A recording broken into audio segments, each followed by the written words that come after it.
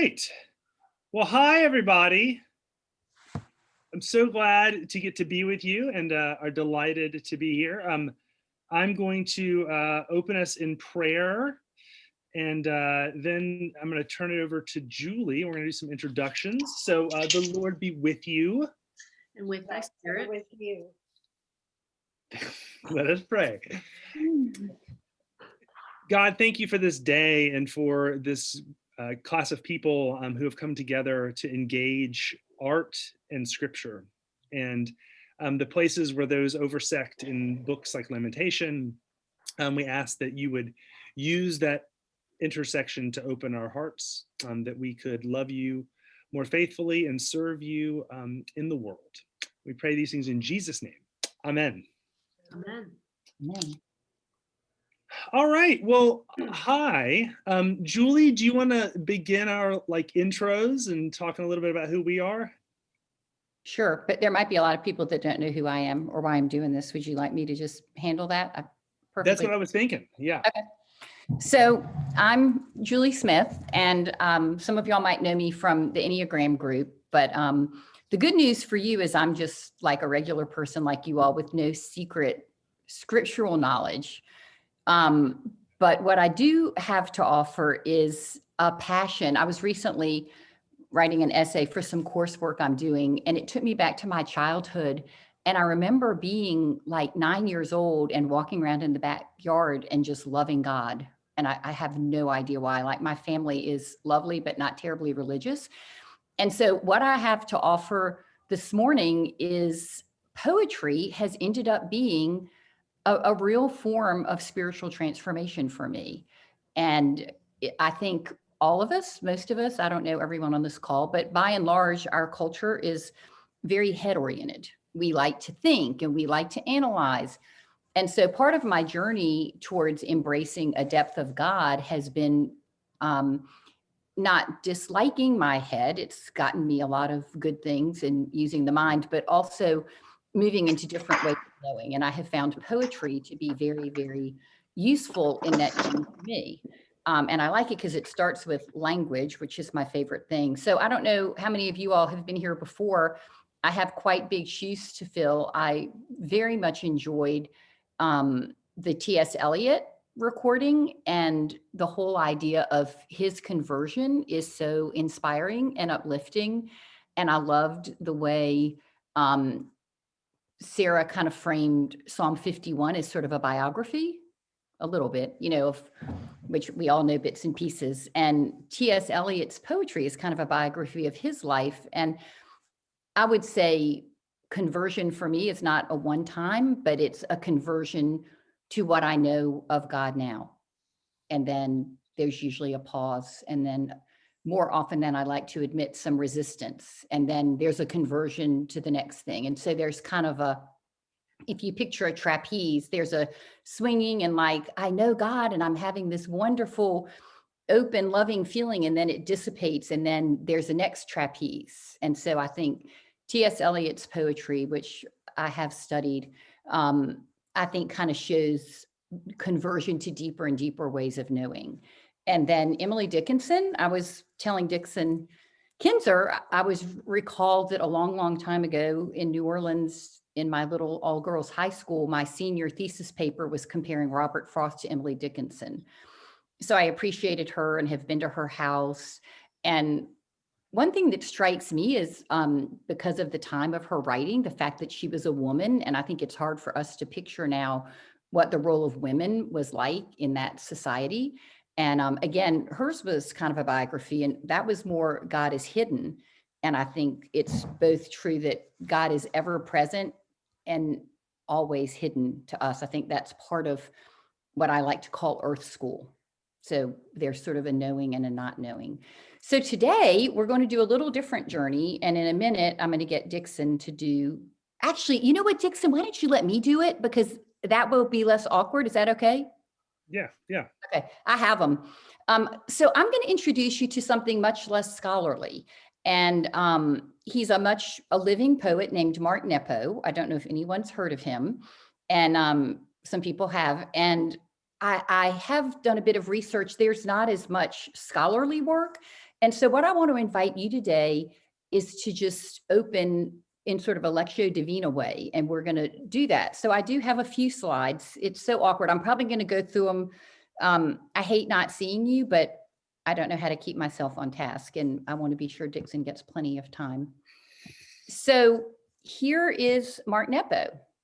And it says that he devotes his writing and teaching to the journey of inner transformation and the life of relationship. So that resonates with me. And what's interesting to me about Mark Nepo, and you can certainly Google him, he has plenty of podcasts. He was an English professor, and I think thought that was going to be great and loved poetry, and there's not that much about it. But then in his 30s, he had a big surprise. He was diagnosed with a rare form of cancer. And that really sent him on, I would say, a journey of ascent and descent. And something that's a hallmark of his work is the word listening. And he says one of his more recent books is called 7,000 Ways to Listen. And he says that he got that word from a friend of his that's African, that's a linguist, and that apparently there's 7,000 languages on earth. And so Mark Nepo thought, well, there must be 7,000 ways to listen. I just wanted to share a few for those of you that may not be familiar. Here are some of his books of poetry: Reduced to Joy, Surviving Has Made Me Crazy, Inhabiting Wonder, and Fire Without Witness. And the reason I wanted to share those is, to me, this man is so talented that every one of those I could dwell on. Every one of those I could hold in my heart, just for the beauty of the words he shares. And I think that that's a gift he has. Some of you, I'm a big fan of Richard Rohr in many, many ways. And he writes in his little daily meditation. You can sign up and get it. But actually, if you Google Richard Rohr poetry, you're going to find he wrote about it quite a few times. But this kind of, I think, when Sarah and I and others were thinking about poetry and how sacred it can be, Richard Rohr kind of crystallizes it. He says, poetry stirs something you can't explain. That's why it's important. It stirs us beyond our heads. When it comes, you just know that is given out of nowhere. That's when you experience radical grace. Poets try to find the perfect word to name the inner experience. The goal of great poetry is to get right to the heart of the experience so that it resonates with your own inner knowing and you can say, yes, that is true. And so that's really, if I just had you take away one thing, if you're thinking, I just come to formation every Sunday and they're talking about poetry, so I'm just going to go, I would like to send you on a journey of finding a few favorite poets that really do inspire you with, I would go so far as to say poetry's helped me make some of my unconscious knowings from God conscious. And so for that, I love it. So what I want us to do now is Sarah has led us through some questions and some ways to think about the poem, and we're going to do that. And I appreciate that. But I'm going to ask you to actually do nothing, which is radical, I think, in its own way. And I'm just going to read this in sort of a Lectio Divina way. You can close your eyes. I'm going to be quiet for a minute and let you take a few breaths. And there's nothing to do. Maybe you can just listen. If there's 7,000 ways, pick a few. And then we're going to come back together and we're going to ask a few questions and talk about it.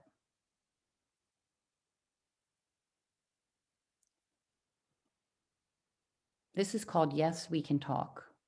Having loved enough and lost enough, I am no longer searching, just opening.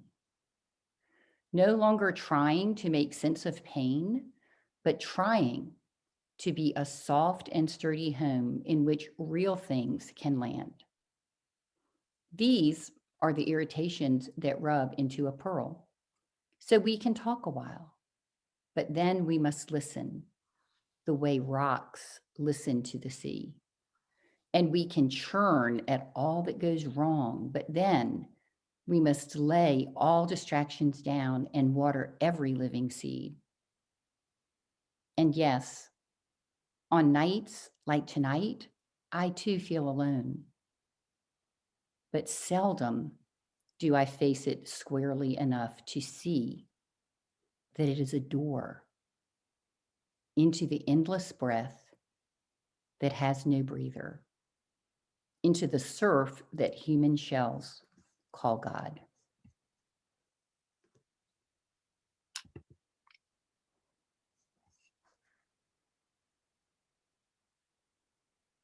So I just want to let that settle. And I noticed that you all have been making good use of the chat.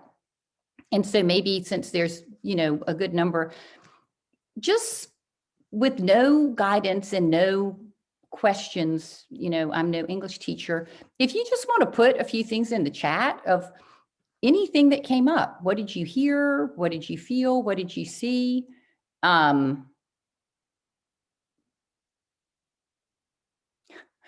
So let's see. So Anne Armfield says, this is one of my all-time favorite poets. So glad you're focusing on him today. So Anne, we may come back to you. Tina says he seems to speak to being present. And I think a piece of our spirituality is having the courage to be present to the moment and to who God is for us. Sarah, that's so funny. Sarah quoted, to be a soft, receptive place for things to land. That was one of the lines I actually hope to talk about. That this piece of poetry was given to me on a women's retreat, and it's kind of stayed in my mind for several years. Stop doing, just be. Yes, so simple, but so hard. Thank you, Nancy. I think we all probably, if anyone's mastered being still, they can teach next week. And then Hen says, that speaks to so much I felt in my cancer journey. I never heard of him, but I like his way of thinking. So he had cancer twice. And he really, if you Google, there's multiple podcasts. He and Oprah somehow seem to be BFFs. And he has some really interesting podcasts with her. And so I think it's interesting to know there's not a lot of information about his biography. And so that's one of the few things we do know. Don't fight being alone and silent, embrace it. You will find God there. So I think you all are kind of pulling out. I just, Dixon, can I highlight a few more things, or have I gone on too long? No, you have the first 30 minutes.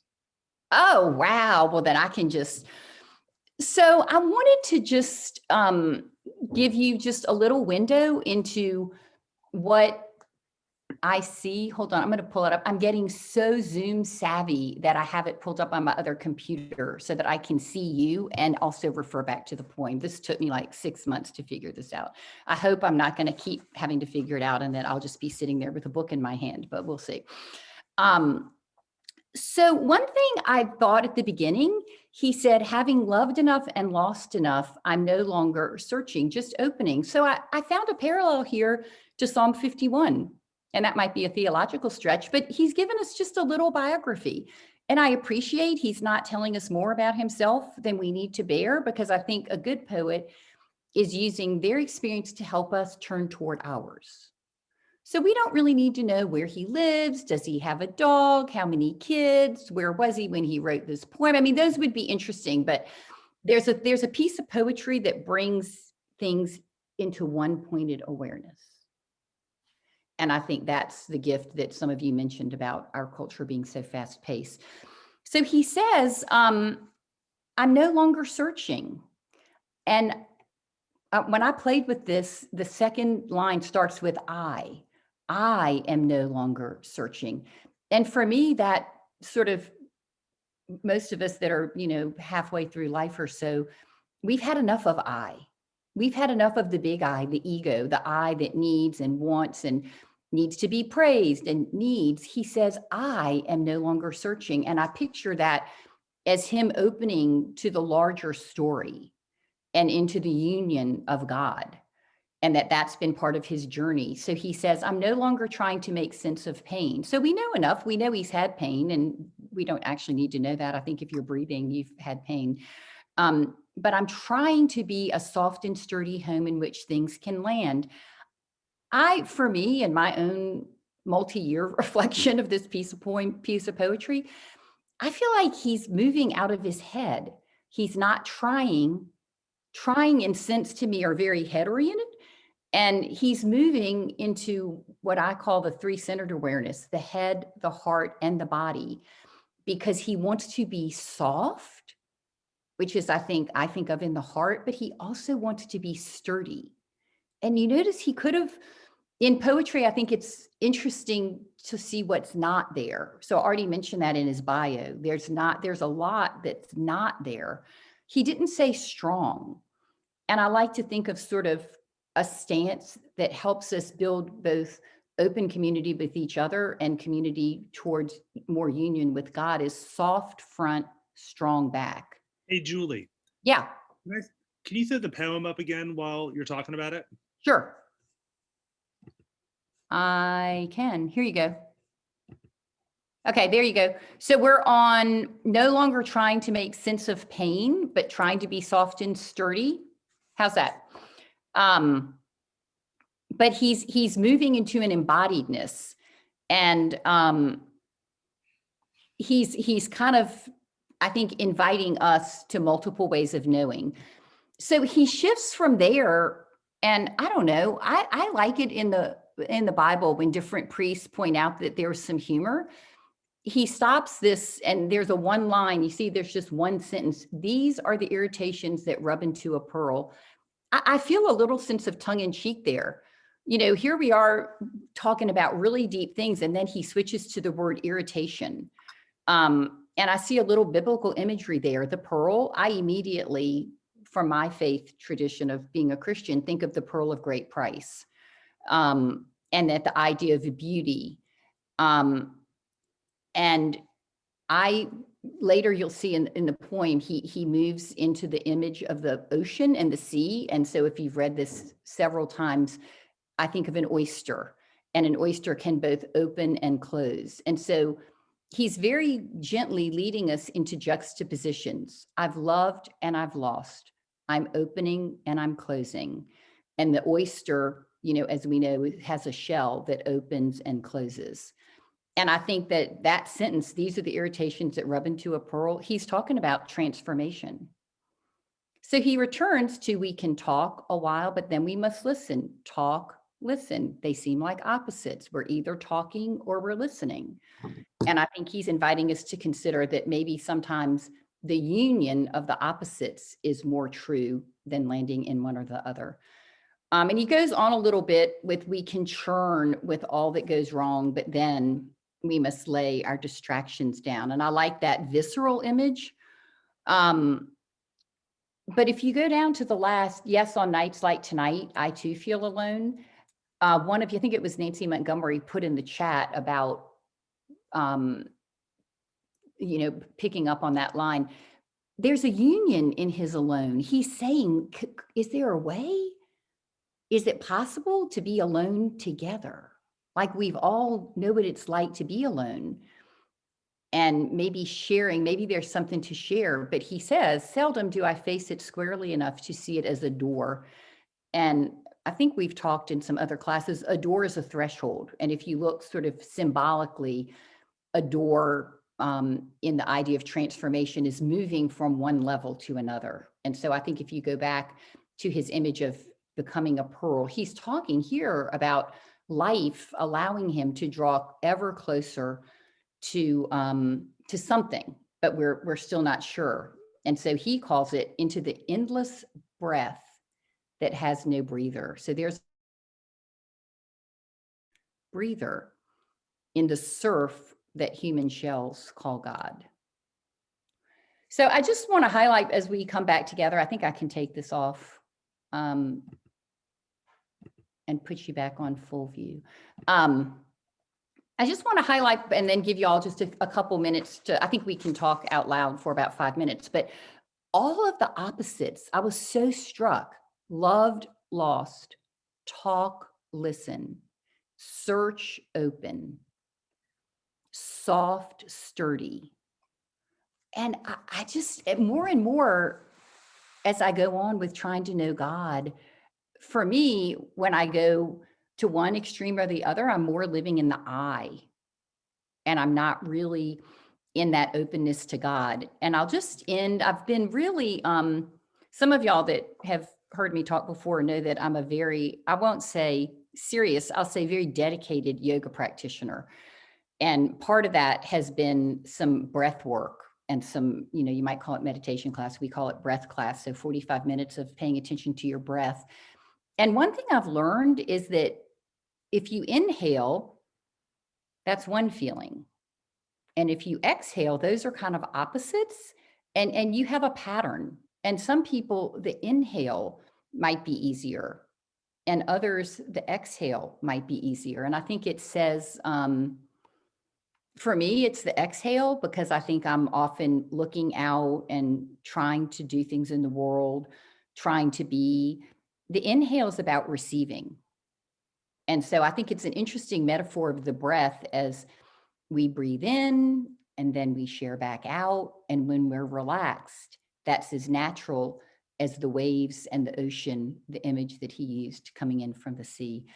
So I actually had another slide, but I got the feeling that you all weren't at a loss for things to say. Just to sort of harken back to the pattern of the class, Sarah had brought up, words and images, but she had really done an eloquent job of talking about the word landscape. And this poem is rife with landscape because he kind of sneaks up on you that he's got this huge ocean metaphor going on. So I think we have a response with our heads. We have a way the poem may or may not. I think it's fine. There's no shame if this poem doesn't make you feel anything. I think that's information, and we're not trying to certainly not make ourselves feel that's terribly misguided. And then what landscape does it bring you to? And then right before Dixon talks, I'm going to show you one more picture. So Dixon, don't let me forget. Okay. So I think we can just do the Zoom thing. I can see you. Sarah, you can help. You can either raise your Zoom hand or you can be brave and unmute yourself. And let's just see what we learn from each other for the next 5 minutes or so. Some brave soul has to go first. So awkward on Zoom, but I'm sure one of you will do it.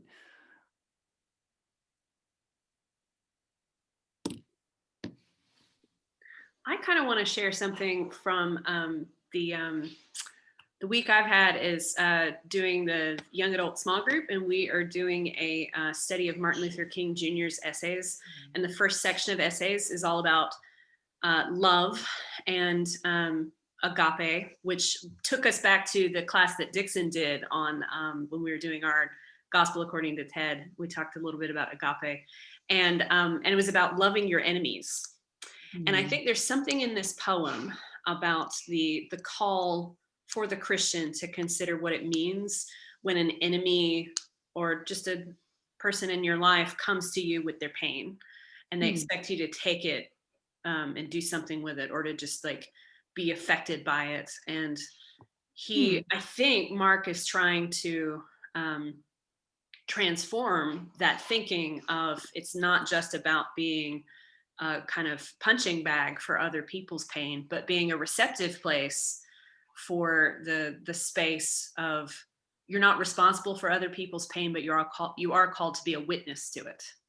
And that might be an invitation for us in learning how to love our enemies. Sarah, that's beautiful. That's another opposite, right? Right. You're not over helping or under, you're not in charge or not in charge. And that's beautiful. What Martin Luther King Jr. does is to challenge us to think that there's no like good guy, bad guy. Like there's no like me versus my enemies. We have to liken our understanding of humanity, common humanity among us. Mm-hmm. Others either commenting on images in you in your own journey, or even just a word that's struck you. I think Anne had her hand up. Okay, Anne, you want to go? Did you have your hand up? Oh, yeah. You just have to unmute. Anne, are you muted? No, I'm not. Oh, there you are. So your volume is turned kind of down. Yeah, that's weird. How do you turn our volumes up? Huh, that is weird. Yeah, there's an interference. Can you type it in the chat box, Ann? I'd love to hear what you're thinking.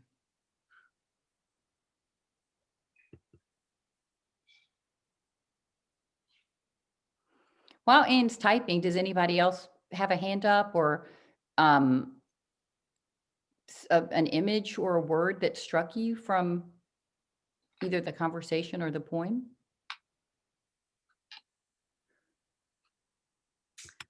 Jean's got a comment in the chat. Oh, she says, I was given 7,000 ways to listen as a Christmas gift. The ground of the poem is the ground I hope to stand on. Love the ocean experience, standing at the edge of the surf on what feels like solid sand, then the receding wave, taking the sand out from under me and needing to live with the loss of balance until it feels firm again. Pain has been that way this year.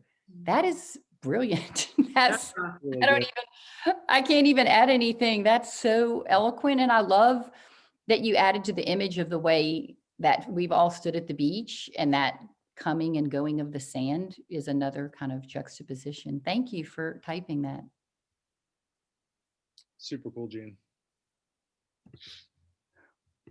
Well, Dixon, I want to be sure you get your time and we can come back. I want to leave you with an image because I loved how each week we were ending with an invitation, and this may be the midway invitation. And then I think Dixon's going to show us some other more biblical imitations. But this image, I think you can interpret it any way you want, but I think the invitation here is to reach out. I think our hands, I'm a teacher, some of you know, and one thing that we look a lot is hands make us very different from any other species, the use of our hands. And so I think there's a softness and a beauty to looking at hands. And I think this poem is an invitation to both reach out to the hand of God, but also not just to each other individually, but with collective, with our whole. And as Sarah says, not just the people like us or the people that are easy to love, but to reach out the collective hand to all of humanity. So I just wanted to leave you with an image and not just a word. All right, Dixon. Hey, Ann's comment is up. Will you react? Oh, sure. It's wonderful. And I want to recommend to the group the Book of Awakening by Mark Nepo. It's a book of daily readings that can be started any day of the year. I have read through it 4 times. Oh, good. I'm so glad other people like this poet. Mark draws on different faith traditions, which is true, including Christian, Native American, Rumi, and others. I often feel that Mark is speaking directly to me, and I feel that exact thing. I'm like, is he? And if you're curious about the Book of Awakenings, if you look at podcasts, that's one of the things that Oprah Winfrey interviews him about. And it's a really lovely interview. And there's also one, I want to say from last May, where Mark Nepo talks about what it felt like to be a spiritual teacher and having people look to him in the pandemic, and how he really didn't feel any more transformed than anybody else, which I thought was poignant. So thanks, Anne. I'm glad that we got that in. You're welcome. Can you hear me now or not? Yeah, there you are. Oh, perfect. Right. And he's doing some online courses during the pandemic also, just FYI. Yeah. You can just, if you type in Mark Nepo, it all comes. His website's one of the top ones. He must pay to have that happen on Google. So yeah, thanks, Anne. The Book of Awakenings is a nice meditation guide, form of Lectio Divina. I heard that the ghost of T.S. Eliot is also doing online classes during the pandemic. Oh, good. I can't wait to check that out, Dixon. That sounds right up my alley. It sounds very cosmic. Well, so I'll move into our next portion. So pivoting from a contemporary poet, let's look at the overlay with the Bible. And very much in the same way that, like, if what's this poet, in this particular case, a contemporary poet, is saying resonates and like kind of lands in truth, like Richard Rohr was saying, well, then we should totally expect similar truths to surface in the scriptures, because they are also witnessing to what is most true in our reality. And so I want to look at Mark Nepo's poem with the book of Lamentations. And So I like to start by asking, and perhaps I'll need Sarah's help on this, or Julie, because I'm going to throw this up full screen. What are some things that you guys already know about the Book of Lamentations? Some of you have studied this with me, like recently. We've done some work on Lamentations, and just in the chat, what are some things that you know? And I can't see the chat, so I would appreciate my colleagues. Sure, I'll pull it up and read things that people are sharing. It also helps because the chat does not go onto our recording. So somebody who is catching up on this class later can hear what y'all are writing. Dixon, you taught your last Lamentations class for us in, I think it was Eastertide of last year, or like it was when the pandemic was just like, we were suddenly like, oh, we're going to be in this for the long. This isn't just 8 weeks. And you were like, let's talk about the Lamentations. Yeah. Some wisdom for us. We were in Lent, and it was like Mark and I had all this stuff we were going to do. And it was like a 6 or 5 week class that got cut down to, I think, about 2 weeks. Yeah. So Stacy says that Lamentations is organized by the Hebrew alphabet. Is that right? Yes. Well done, Stacy. It is. It's an acrostic, which means there is, it's 5 different poems, and each poem, there are 22 verses, one for each letter of the Hebrew alphabet, and each verse begins with the corresponding letter of the Hebrew alphabet. That'll be important moving forward. And then Nancy says it gives voice to our suffering and our pain. Yeah, exactly. They are funeral poems, Lamentations. So they are poems of weeping and loss. Does anybody know what they're referring to or remember? Mm-hmm. I'll tell you if you don't remember. So they reflect they reflect the destruction of Jerusalem by Babylon in about 500 BCE. And so what's happening in these poems is they use that event, and they give expression to the grief that event caused, basically watching everything you knew, your whole way of life, fall apart, go away, be destroyed, be desecrated. The feeling in that God had abandoned you. It's all in lamentation. And in fact, the word lamentation means howl. That's the very first word in the whole book. The first word of the first poem is howl, which I think is kind of interesting. And like Stacy said, it's an acrostic. And there are in these 5 poems, there are 3 characters that speak, and one of them is not God. So, or none of them are God, is the way to say that. So God doesn't speak in this poem. It's not like, there's all this, like, kind of like some of the Psalms are like raw, and there's a lot of like wow, kind of screaming and wailing. And then at the end, you get this sort of like, but you, O Lord, are kind. God is not popular in the Book of Lamentation. These poems are furious with God. They are angry. They blame God for what has happened, and they are raw. They are not nice. They are not polite. There is no sense in lamentation where someone is saying, bless your heart. Like, they do not hold back in lamentation. So what I want to do is I'm going to read like the first 7 or 8 verses of the first poem of Lamentation. And I want to just invite you, like we've been doing, to think about what are the things that stick out to you? What troubles you about this? What feels cliche even in it? And I'm going to ask you to share in the chat. So here we go. How deserted lies the city, once so full of people. How like a widow is she, who once was great among the nations. She who was queen among the provinces has now become a slave. Bitterly she weeps at night, tears are on her cheeks.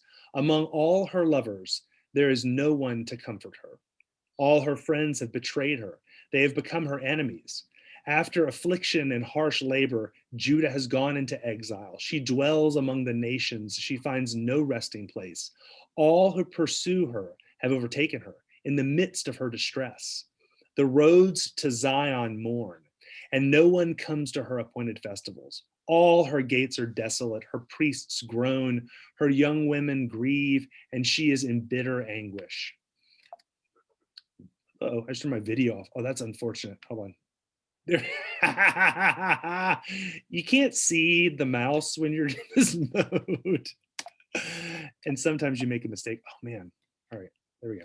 Her foes have become her masters. Her enemies are at ease. The Lord has brought her grief because of her many sins.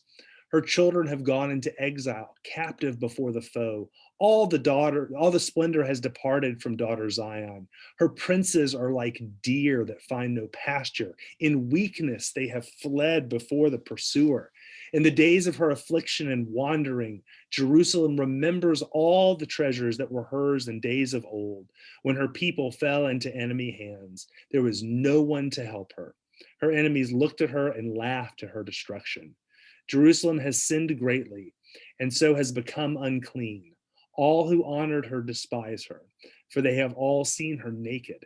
She herself groans and turns away. All right, strong words. So what are some things that stuck out to you in that reading? And just put them up in the chat if there's impressions, if there are particular words or phrases, or something that you don't like, something that feels cliche. Just a couple, then we'll move forward. I'm pulling up the chat. Since I have the microphone, I'll go ahead and say, like, everything troubles me. How about that? Like, woo! And it's so Julie says in the chat that she just likes to avoid this because it scares me and makes me sad. And Julie, I'm with you. Like, this is like heart-wrenching speech. Let's see. Jocelyn says she relates Lamentations to the book of Job. Mm-hmm. Stacy is reflecting back. She remembers all the treasures that were hers. Yeah, good line. Hurts. And Jocelyn also brought up that she thinks of the Jews in the Holocaust.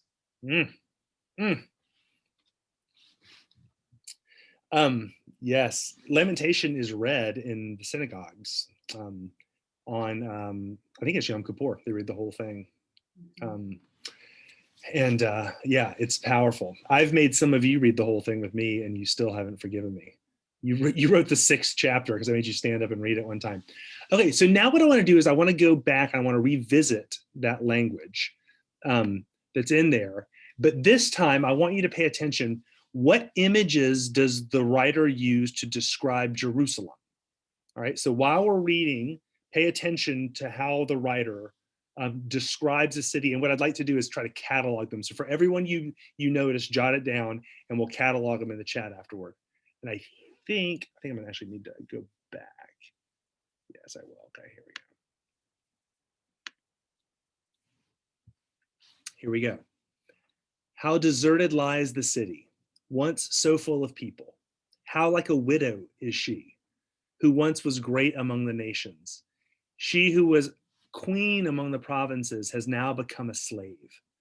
Bitterly she weeps at night. Tears are on her cheeks. Among all her lovers, there is no one to comfort her. All her friends have betrayed her. They have become her enemies. After affliction and harsh labor, Judah has gone into exile. She dwells among the nations. She finds no resting place. All who pursue her have overtaken her in the midst of her distress. The roads to Zion mourn, for no one comes to her appointed festivals. All her gateways are desolate. Her priests groan. Her young women grieve, and she is in bitter anguish. Her foes have become her masters. Her enemies are at ease. The Lord has brought her grief because of her many sins. Her children have gone into exile, captive before the foe. All the splendor has departed from daughter Zion. Her princes are like deer that find no pasture. In weakness, they have fled before the pursuer. In the days of her affliction and wandering, Jerusalem remembers all the treasures that were hers in days of old, when her people fell into enemy hands and there was no one to help her. Her enemies looked at her and laughed at her destruction. Jerusalem has sinned greatly, and so has become unclean. All who honored her despise her, for they have seen her naked. She herself groans and turns away. So what were some of the images for Jerusalem that you noticed in that run of the poem again, or of Lamentation as we read it? And just put them up in the chat.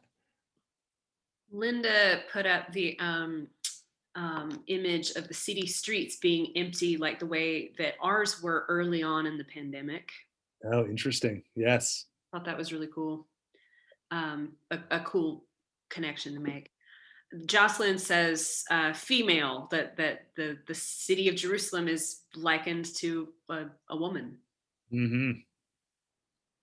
Jane says no rest for her, no help for her. Tina shared the kind of names of widow, queen, slave, naked, Yeah. describing all the different forms she takes.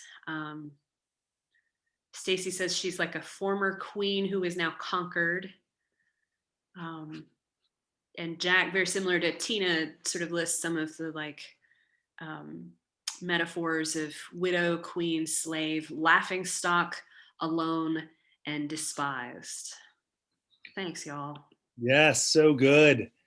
Oh, So just got another one. Kathy Austin shared the festival of Christmas happened without people gathering in person. Friends are now enemies, from Nancy. Good reflections, y'all. totally. It's really interesting too to hear you all directly relating your experiences of the last year to this ancient work. I think there's a reason for that. Okay. So in this, the text, obviously Jerusalem is described, like you all pointed out, as a she. There's a personification of the city, right?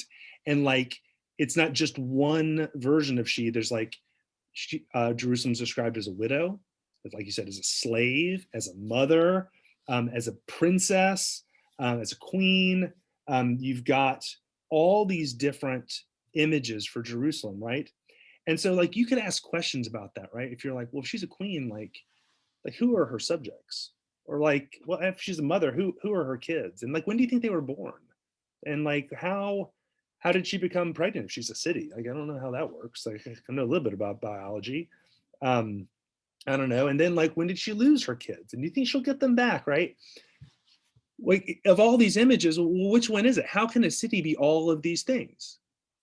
These are silly questions, are they not? Why? Because we're not dealing with a literal depiction of something. We're dealing with poetry, are we not?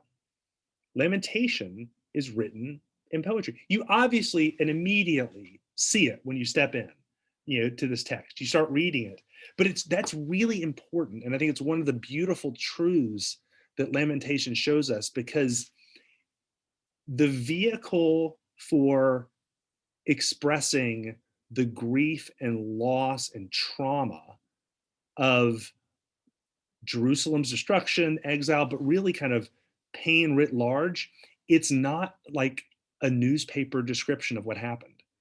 With Lamentation, it's not like they go in there and they say, okay, here's exactly what happened. They marched in this gate, they did this. It's not like a timeline. It's not a camcorder telling of the facts. It's not a newspaper article. To express the deepest pain and suffering that can be known, what you get is poetry. And that's because poetry, as we've been studying and why we're studying it, allows us to express the unexpressible. I mean, look at how the poet, they talk about God. God is like an enemy. He has strung his bow. His right hand is ready. Like a foe, he has slain all who were pleasing to the eye. He has poured out his wrath like fire on the tent of daughter Zion. Come on, right? Like, it's one thing to say, we weren't faithful, and this enemy came in and took away our city, and now we're living in a different land. That's what happened, right? But that's not what happened. What happened was God strung his bow and the wrath came down on us like fire, right? Like, poetry allows us to express the inexpressible. right? Poetry gives us the language to not just like, basically when you're suffering, literal language fails. This is one of the learnings of lamentation. Like when you're suffering, you can talk about the event and what happened. You know, he was unfaithful, she took the money and ran. But it's in the poetic that you find its meaning. She stabbed me in the back and twisted the knife. He took my heart, ripped it out of my chest, and stomped on it. Like that's how we talk about pain, isn't it?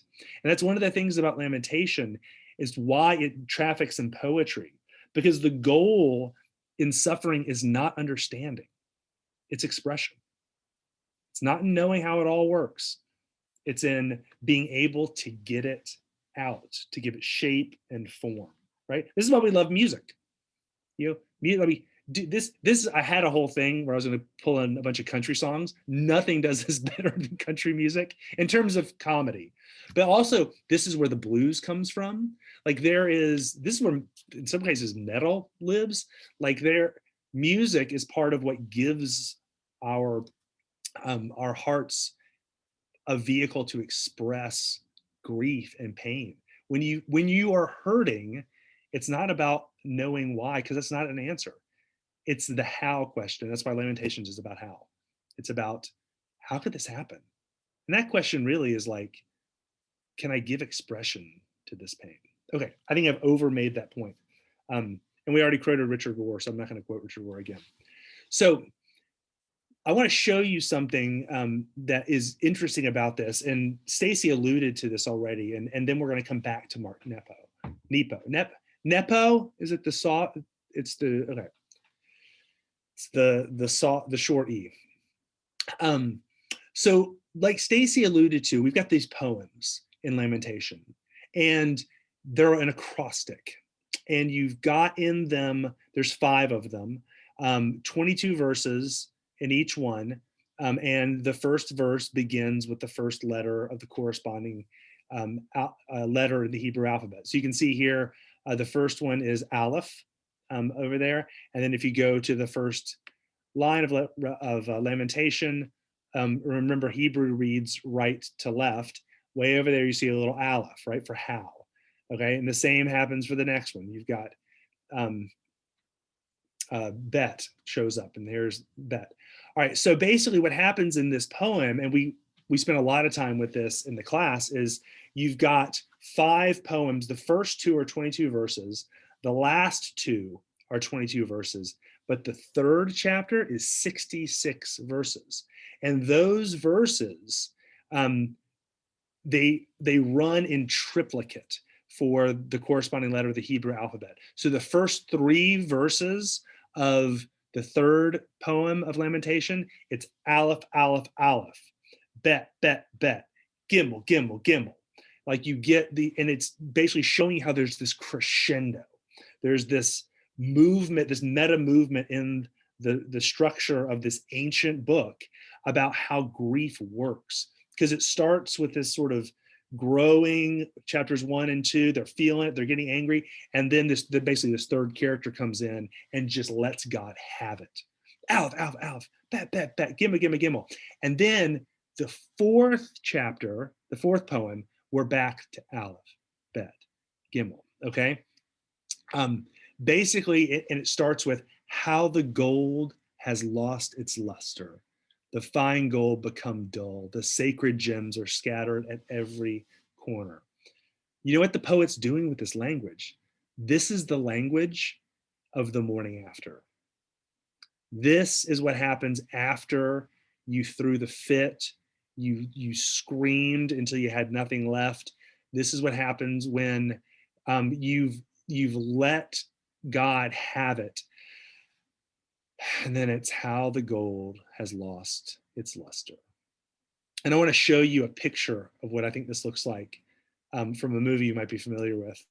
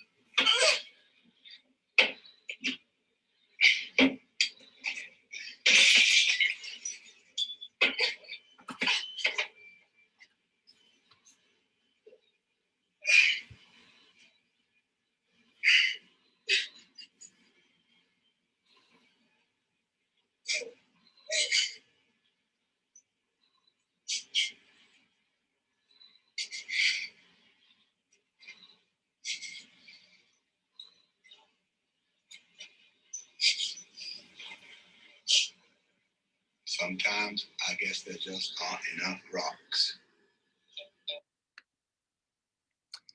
So Robin Wright's character in that movie, if you've never seen Forrest Gump, has suffered just awful things at the hands of people that were meant to care for her and love her. And that house is where it happened. And so in encountering that house, you know, she's present to it, and you're just you see her let it out, throwing the rocks. And it's such a great line, you know, from Forrest Gump, where he's like, sometimes there's just not enough rocks. But that moment after the catharsis of the rage, that's Lamentations 4. That's where the gold has lost its luster. And that is, again, in the kind of meta movement of this ancient poem, they're showing us the arc of how grief works. They're showing us the way through grief. You have to be present to pain in order to move through it. One of the things that I meditated on a lot this past summer and did a whole Enneagram class on it was this idea that the word suffering in its ancient form means to permit. It means to allow to continue. Jesus says, suffer the little children unto me. He's not saying, bring them here so I can hurt them. He's saying, allow them to come to me. It's an ancient way, a more archaic way of using this word than we use it today. But I found it so profound because it shows us the way through our pain. The word itself shows us the path beyond it. And any of you that have been through stuff, you know what I'm talking about. It's like the more you resist the pain, the more that you deny it, repress it, medicate it, try to go around it, the more it sticks around and stays there. You can't move through it without moving through it. And it's kind of that thing, Julie, you were saying about the union of opposites, where that's so much present in this, like, oh, the way that we deal with our suffering is just allowing it to be. That doesn't make any sense. I mean, the way I do something about it is by not doing anything about it. Yeah. And I think at this point, we get back to so clearly what I saw in this poem by Mark Nepo, because that's very much the posture he's describing. He's in Lamentations 4 when he's writing this, right? He's through the arc of the rage and the pain. He stopped trying to make sense of it. He doesn't know why this stuff happens. He doesn't know why he got cancer twice. That's not the right question. The right question is, how do I give expression to this pain and this grief and this fear that I have? And so he writes, and you see it. I'm no longer searching. I'm just opening, you know, I'm not trying to make sense of the pain, but I'm trying to be a soft and sturdy home in which real things can land. Because ultimately, these are the irritations that rub into a pearl. And lamentation doesn't let us off the hook. Lamentation ends dark. But we, as people that trust the goodness of God, and particularly on this side of the resurrection, we recognize that resurrection is like the fundamental operating principle of the creation. We know that we're safe to allow suffering. We're safe to let the irritations know that they always go to the pearl. When we do them with God and we walk through this stuff with God, we're going to be okay. There can be redemption. There's nothing that can separate us from God's love, not even death. Julie, I'm going to stop and say anything you want to respond or that you thought maybe connected. No, just I like when you put up all the meanings of the word, this, you know, suffer, to bear. And